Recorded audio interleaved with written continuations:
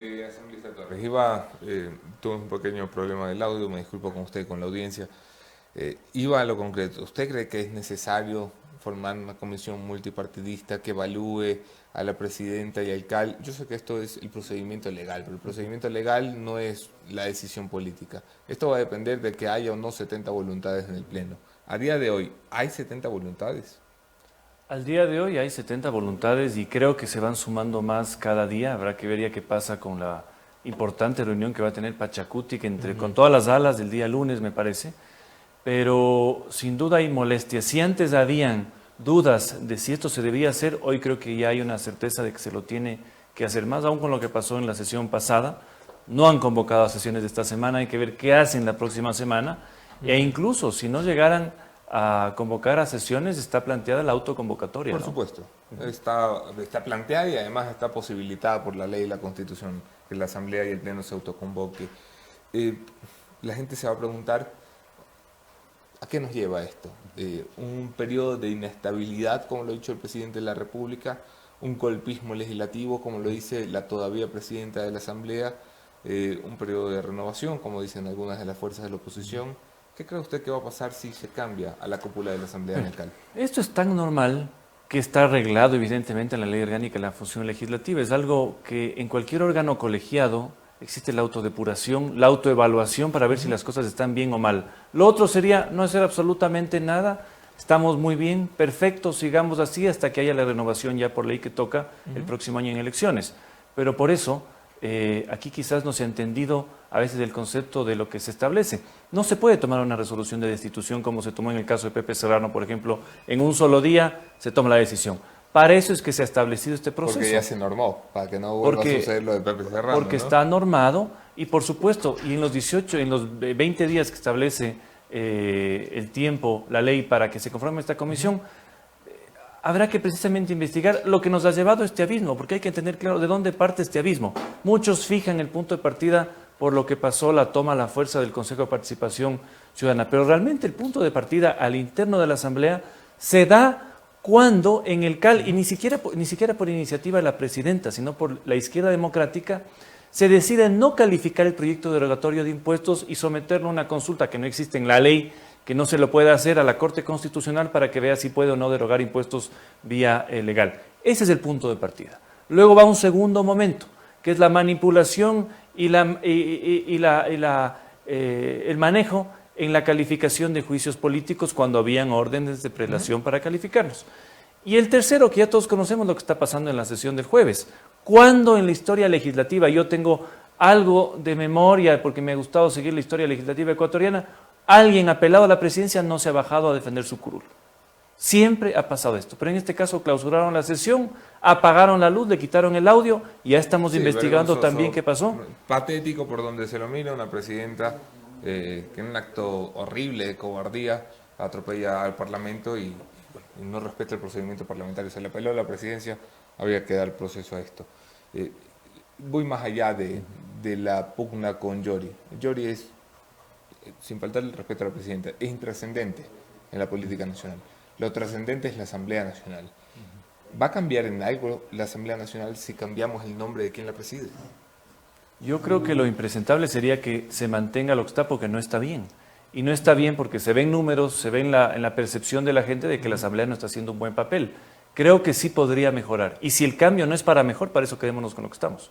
Porque si vamos a ir para peor, creo que, o por alguna pugna política, decir, ponemos una persona o ponemos a personas que hagan un peor papel, para eso no cambiemos nada. Yo creo que lo que se tiene que buscar es que mejoremos.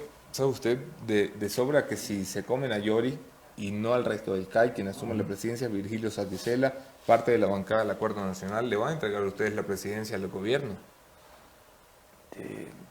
Realmente no está tan claro ese tema de la ley, no hay una sucesión inmediata. No está tan claro ese tema en la ley. No, no está tan claro porque... Cuéntenme usted para qué son los vicepresidentes si no es para suceder el presidente. No, porque en el caso, por ejemplo, de lo que sucedió en el pasado con el expresidente José Serrano, no es que le sucedió la vicepresidenta, hubo una nueva elección y allí se eligió la precisamente después de lo de José Serrano, la Asamblea normó ese procedimiento para que no vuelva a suceder. Bueno, temporalmente, evidentemente, asume, si se llegara a dar este escenario no consentido, que además pasa por el filtro de los votos.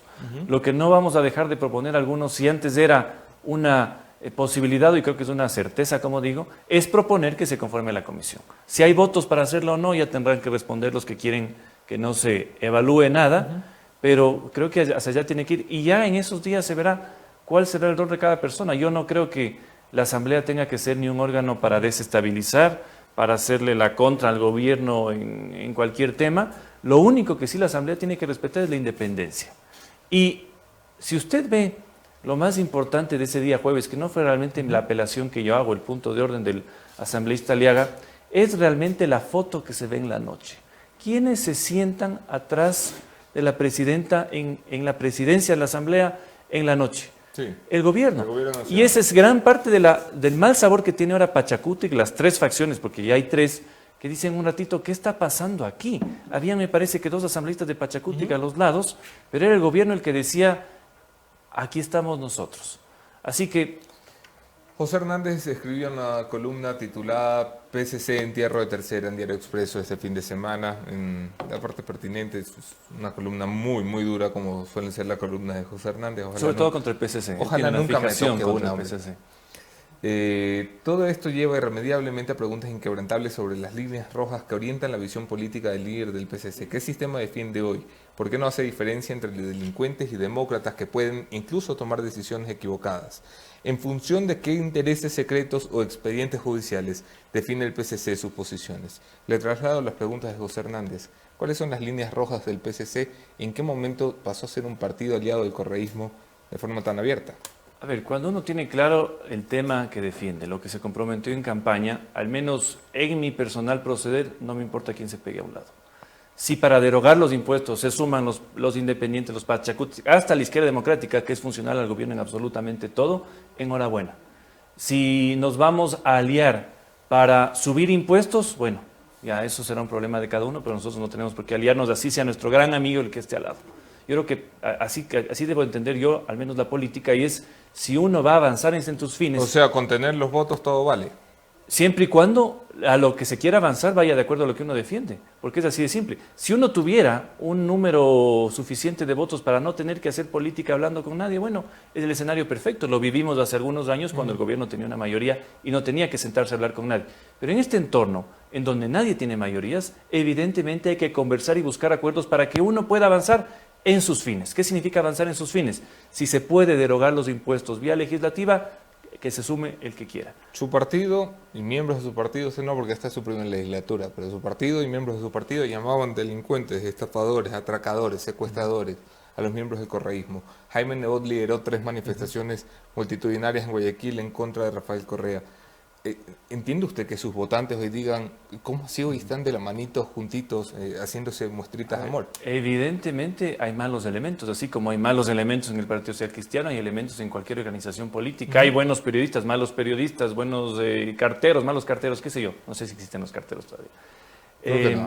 Pero en todo caso, si alguien tiene una representación política, y en el caso de UNES hay una representación política de 49 diputados, significa que tienen también el respaldo popular de alguien. Yo no creo tampoco en los cordones cuando sanitarios. Cuando los llamaban ladrones y delincuentes no tenían 49 diputados, tenían 101 diputados. No, sí, y habrán, como le digo, malos elementos, y con esos elementos jamás se podrá concordar en nada que además vaya en contra de lo que uno está defendiendo en la Asamblea.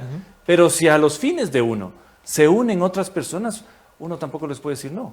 Así que yo creo que al menos yo no creo en los cordones sanitarios, lo mismo que intentaron aplicar con Vox en España. El resultado de aplicar el famoso cordón sanitario es que Vox está a punto de superarle al PSOE.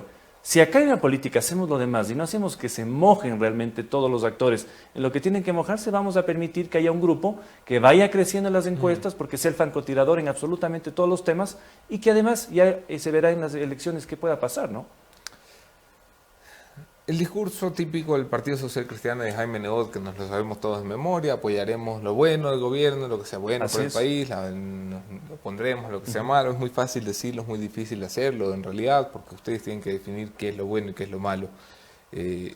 Hoy lo que vemos, los que miramos la política desde lejitos como yo, es un Partido Social Cristiano que se opone a todo. No, yo creo que van a haber ejemplos, por ejemplo, en la ley de inversiones. Hemos hecho ya una primera revisión con el bloque.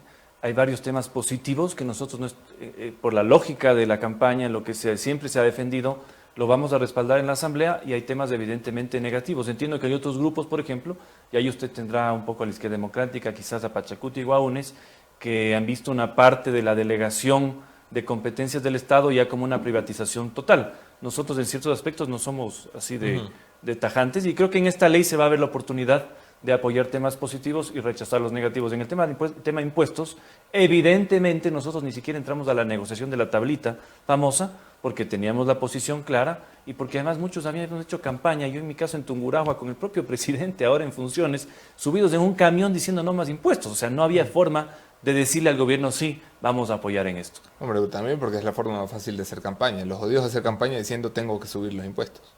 Bueno, o por último no diga absolutamente No más impuestos nada. le gusta a todo el mundo. Sí, pero por último, yo he hecho una lista de lo que yo dije en campaña, en todo. Hay temas muy delicados como que habían productores que pedían control específico de la leche.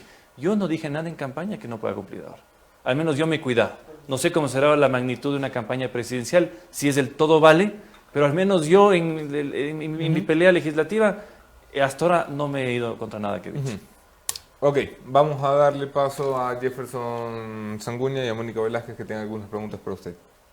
Esteban, ¿cómo está? Muy buenos días, gracias por aceptar la invitación. En las declaraciones que daba la presidenta Yori el día martes, muy en la noche, si bien habló de varios puntos, explicó lo que sucedió el jueves, al final terminaba con un mensaje de sentémonos todos a hablar, les invito a los jefes de las bancadas, les invito a las bancadas a conversar y tratar de salvar la institucionalidad de la Asamblea. ¿Ustedes están dispuestos, desde el Partido Social Cristiano, están dispuestos a volverse a sentar con Guadalupe Llori para solucionar todo este despelote que vemos en la Asamblea?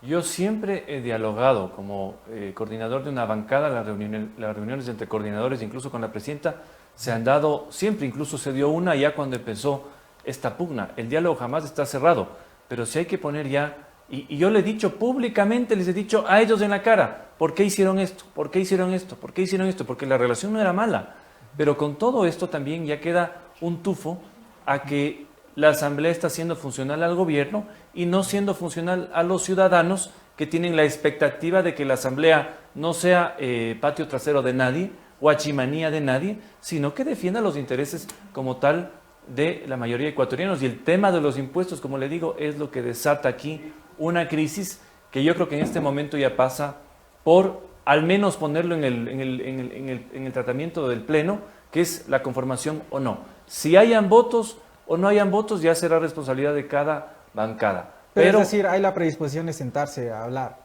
Siempre ha habido, siempre hay. Si a mí me llaman en este momento yo puedo conversar, pero tampoco puedo aquí acordar, porque aquí no se trata, como han pensado algunos, de negociemos cosas, negociemos puestos. No, no, esto es algo absolutamente claro. Y quizás por eso conmigo ya han cortado un poco la comunicación, porque saben que yo tengo esa línea. Cuando voy y defiendo algo, lo hago hasta el final. Y en este momento, si, como le digo y que le dije a Anderson, si teníamos dudas de que esta comisión se debía conformar, hoy hay certezas de que se lo tiene que hacer. Y cuando se plantee en el Pleno, porque no vamos a parar, vamos a ver qué pasa la próxima semana. Si no hay convocatorias, habrá autoconvocatoria y yo le firmo este momento que habrán los votos para autoconvocarse, los 92 votos. Pero ya hay que resolver este tema porque además está en tratamiento la ley de inversiones y no vamos a hacer funcionales al gobierno para no tratar absolutamente nada y que pase nuevamente por el Ministerio de la Ley, algo importantísimo. Con esta comisión multipartista que se busca realizar el análisis a los integrantes del CAL, ¿qué le interesa al Partido Social Cristiano? ¿Las autoridades, alguna autoridad del Pleno Legislativo, presidencia, vicepresidencias o integrantes del CAL? Si se llegara a dar una reorganización, lo único que le podría interesar a la bancada social cristiana es la vocalía en el CAL, que por ley le correspondía el 14 de mayo del año pasado. Nada más. ¿Y quién debería asumir esa vocalía? ¿Marjorie Chávez, Luis Almeida? Bueno, habrá que ver quién, si es hombre o mujer, porque también las reglas de paridad establecen eso, pero hay varios compañeros que podrían tranquilamente integrar eso. Si se llegara a dar, pero no es algo prioritario, les soy honesto. Y peor aún sentarse en presidencias, vicepresidencias y más cosas. Además, ¿quién está tan loco para hacerse cargo de la Asamblea a 8 meses de elecciones seccionales? una bomba, una papa caliente. Así que no se trata esto de que el Partido Social Cristiano se quiere sentar. Yo no sé si otros grupos se quieren sentar, pero si se llegara a dar una reorganización, evidentemente habrá que hacer respetar lo que se había respetado en todas las asambleas pasadas y que lamentablemente por un revanchismo infantil se le negó una bancada el 14 de mayo. Finalmente, ¿a quién acusa usted de que estuvo detrás del apagón del jueves?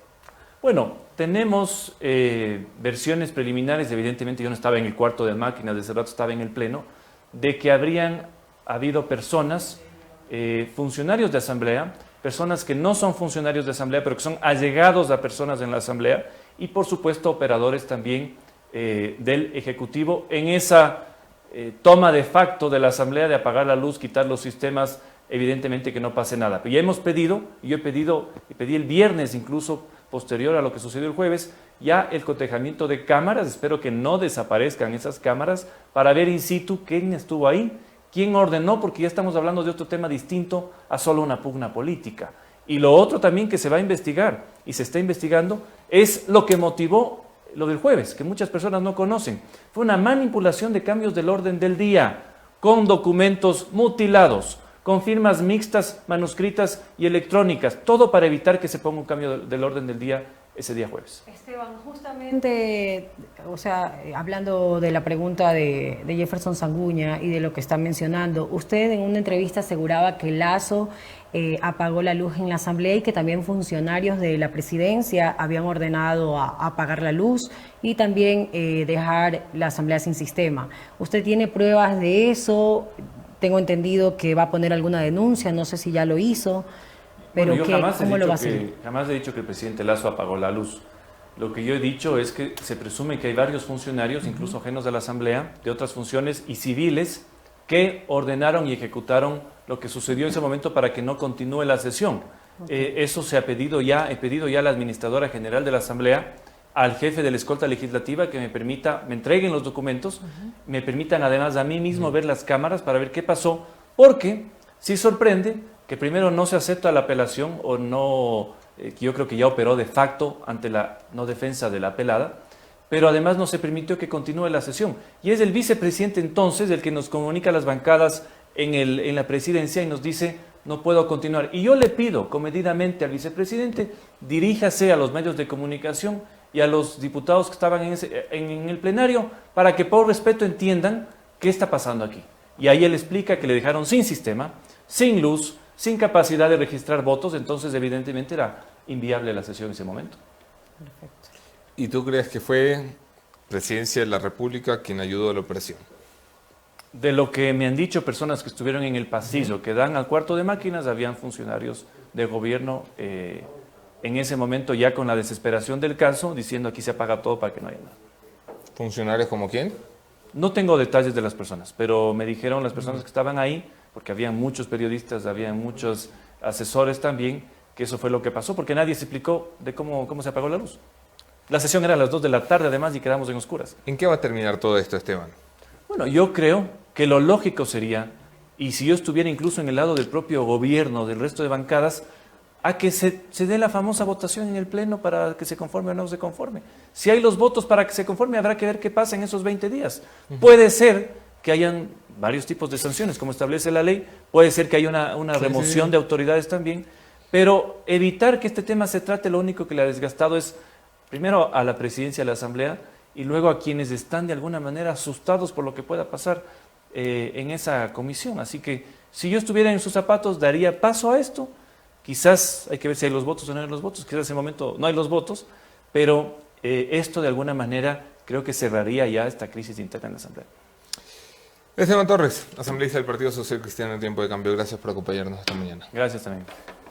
Estas fueron las declaraciones de Esteban Torres del Partido Social Cristiano, a quien le agradecemos por haber estado esta mañana con nosotros. Varias de las declaraciones que ha dado, sin duda habrá que ver el rol fundamental en estos momentos, Moni, del Pachacuti, que se estará reuniendo para ver qué postura. Dice Esteban que hay 3 facciones ya. Correcto, no, y también es importante destacar lo que él dice, que está pidiendo las cámaras, los videos para poder revisar quién estuvo detrás del apagón del 24 de febrero. Y ahí también veamos qué nuevas novedades aparecen en ese sentido.